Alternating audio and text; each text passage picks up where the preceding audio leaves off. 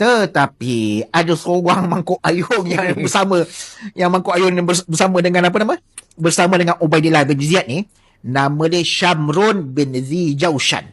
Syamrun ni dia orang kanan. Dia orang Kufah. Dia ni orang Syiah, orang Syiah Kufah, dia orang Kufah. Dia asalnya dia menyokong Hussein tapi dia membelot. Bila dah kena getak semua, kali dia masuk dalam kamp Ubaidillah bin Ziyad. Dia kata, Hussein dah sampai ke Karbala. Hussein dah sampai ke sini.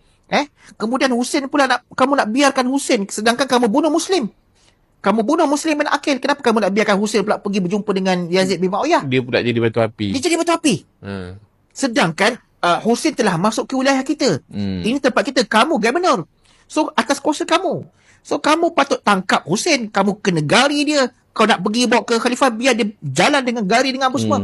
Baru khalifah pandang kamu. Baru khalifah kata, Ubaidillah bin Ziyad buat kerja dengan betul.